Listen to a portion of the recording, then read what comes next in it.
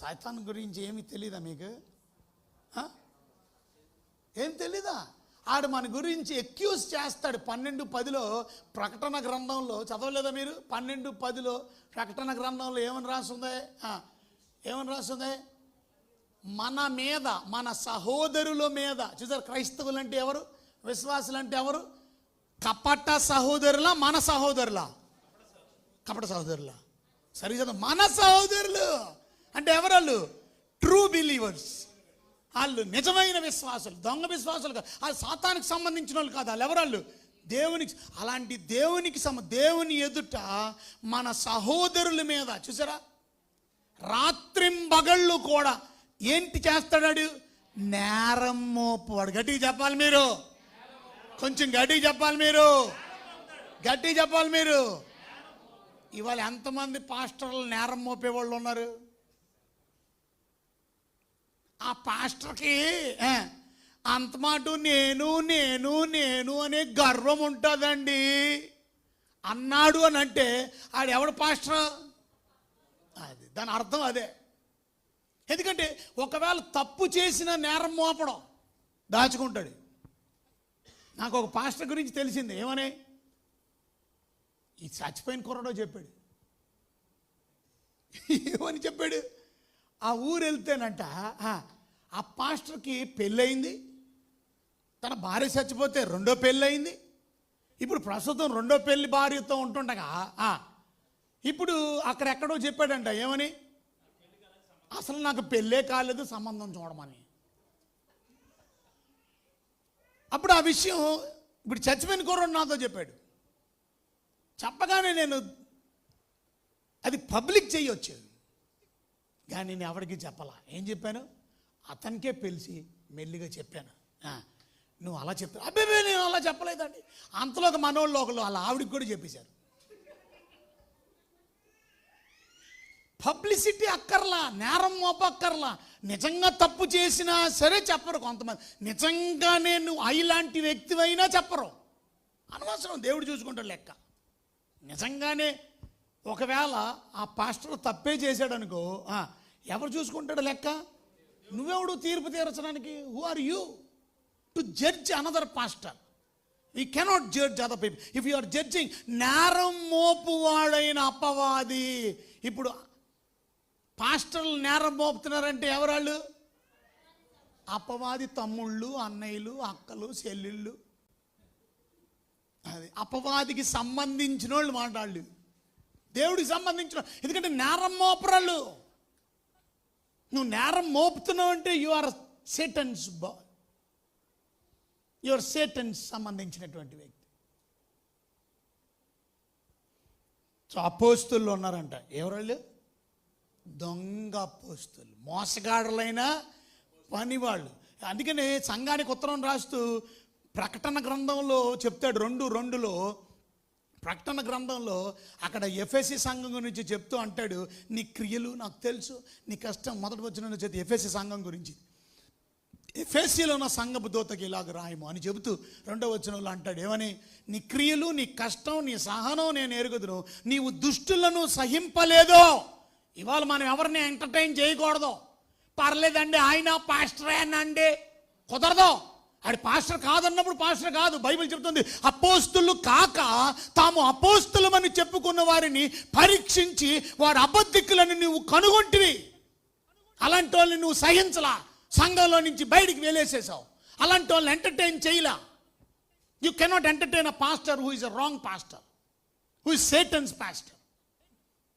అది క్లియర్గా ఉంది, క్లియర్గా రాస్తుంది. అక్కడ రాస్తుంది అపోస్తులు కాదాళ్ళు, కానీ అపోస్తులు అని చెప్పుకున్నారు. బిషప్పులు కాదు, బిషప్పులు అని చెప్పుకున్నారు. దైవజనులు కాదు, దైవజనులు. సాతాను ఎంత మోసగాడో చూడండి. అందుకే మనం ప్రార్థన చేయాలి, ప్రభావములు శోధనలకు తేక దుష్టు నుండి తప్పించు, ఈ దుష్ట మనుషుల నుంచి తప్పించు, దుష్ట అపోస్తుల నుంచి తప్పించు, దుష్ట విశ్వాసుల నుంచి తప్పించు. నాకు చెప్పాను కదా, ఆ చర్చిలో వాడు ఏం తీసుకొచ్చాడు? అరే చర్చికి ఎందుకు వస్తారు రా సన్నాసి? వాక్యం వినడానికి వస్తారు రా, బ్రతుకులు మార్చుకొని. గన్ ఎందుకు తెచ్చావు రా సన్నాసి? ఆడు సన్నాసి కాదు, ఆడు సాతానికి సంబంధించినవాడు. ఆడు చర్చికి ఎందుకు వచ్చాడు? వాక్యం వినడానికి కాదు, మారు మనసు పొందడానికి కాదు, పాపక్షమాపణ పొందడానికి కాదు. దుర్మార్గుడు, ఆడు సాతానికి సంబంధించినవాడు, ఉగ్రవాది. గన్ను పట్టుకొని వచ్చాడు, చంపడానికి వచ్చాడు వాడు, హంతకుడు వాడు, సాతాన్ చేసే పని చేస్తున్నాడు వాడు. సాతాన్ పని అదే, చంపడం. వీడు అదే చేయడానికి వచ్చాడు. దేవుని బిడ్డలు చంపరు, అవసరమైతే చంపబడతారు. చూసారా? అపోస్తులు కాదు కానీ అపోస్తులు అని చెప్పుకునే వాళ్ళు చాలామంది ఉంటారు. పాస్టర్లు కాదు, పాస్టర్లు ఇందాక చెప్పాను కదా, ఫోటో పెట్టి. ఎందుకు ఫోటో? ఎవరికి చెప్పడానికి, ఎవరికి చూపించడానికి? You are not, but you are fooling people. నువ్వు ప్రజలను ఎర్రోలు చేస్తున్నావు. You cannot fool people man. నువ్వు ఫూల్ చేయొద్దు. ఒకడు అలాగే చేశాడంట. ఏమని? నేను పెద్ద మిలిటరీ ఆఫీసర్ అని చెప్పి మన ఆ మిలిటరీ ఆఫీసర్ అని చెప్పి ఆయన చాలా దగ్గరికి వెళ్ళి తిరుగుతున్నాడు. ఇతన్ని పిలుస్తున్నారంట, ఒక స్కూల్కి పిలిచారంట. పెద్ద ఐజీ ఇది ఆ స్కూల్కి పిలిస్తారట. ఆ స్కూల్కి పిలిస్తే ఇన్ఫర్మేషన్ తెలిసింది రియల్. అతని గురించి రీసెర్చ్ చేశారు. నిజంగా తన పేరు కలిగిన వ్యక్తి ఎవడు అందులో లేడు. పెద్ద కారు వేసుకొని వచ్చాడు, దిగాడు, కూర్చున్నాడు. అసలైన వాళ్ళు వచ్చారు, అతన్ని అరెస్ట్ చేసి బేడీలేసి తీసుకొని వెళ్ళిపోయారు. అడు రియల్ ఐజీ కాదు, అడు రియల్ పోలీస్ కాదు, రియల్ మిలిటరీ వాడు కాదు, రియల్గా పోలీస్ ఆర్మీ ఫోర్స్లో చాలా పెద్ద వ్యక్తి అని చెప్పుకున్నాడు. ఎందుకు? ఆ రకంగా డబ్బులు సంపాదించుకుంటున్నాడు. బట్ ఒకరోజు దొరికిపోయాడు. ఇప్పుడు కటకటాలు లెక్కెడుతున్నాడు. ఒక డాక్టర్ కాదు, బట్ డాక్టర్ బోర్డు ఎట్టించాడు. Your cheating people man. అపోస్తులు కాదు నువ్వు. But why you say your apostle? Your Satan's agent, సాతానికి సంబంధించినాడు. ఇప్పుడు నేను బోధిస్తున్నానంటే ఏ బోధ మీరు వినాలా, ఏ బోధకు మీరు హత్తుకోవాలి, పర్లేదండి. ఏ బోధ వద్ద వింటాం, కుదరదు. సాతాన్ బోధ కూడా ఉంది. అందుకే మీరు చాలా జాగ్రత్తగా ఉండాలి. బైబిల్ చెప్తుంది, చూడండి 2 పేతురు పత్రిక 2వ అధ్యాయం 1వ వచనం మనం చదివితే, పేతురు రాసిన 2వ పత్రిక 2వ అధ్యాయం 1వ వచనంలో, అబద్ధ ప్రవక్తలు ప్రజల్లో ఉండిరి. అటువలని మీలో కూడా ఎవరున్నారు? అబద్ధ బోధకులు ఉందురు. వీరు ఏం చేస్తారంటే తమ్ము కొనిన ప్రభువును కూడా విసర్జిస్తారు. అంటే ఏంటి అర్థం? అంటే ఏంటండి? తమను కొనిన ప్రభువు, మనల్ని అందరినీ కొన్నాడు. ఏం పెట్టి కొన్నాడు? విలువైన రక్తాన్ని, అమూల్యమైన, ప్రశస్తమైన, నిష్కలంకమైన గొర్రెపిల్ల వంటి క్రీస్తు రక్తం చేత మనల్ని కొన్నాడు. అలాంటి ప్రభువుని కూడా ఏం చేస్తారు? అంటే ఏంటి అర్థం? అలా అర్థం ఏంటి?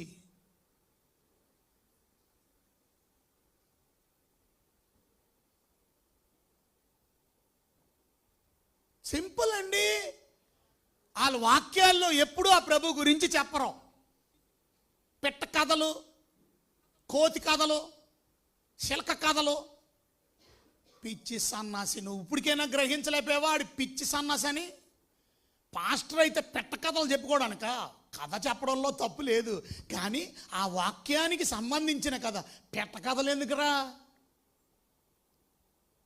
కొంతమంది చెప్తున్నాడు ఏదో సోది, వాక్యం లేదు. మొన్న మీటింగ్లో నేనేదో మీటింగ్కి వెళ్తే ఆ మీటింగ్లో ఒక పాస్టర్ ప్రెసిడెంట్ అంట, ఆయన వచ్చి చెప్తున్నాడు, ఒక ఆయన వచ్చాడండి, పేరు చెప్పదలుచుకోలేదు కానీ ఆయన నాకు చెప్పాడు పేరు.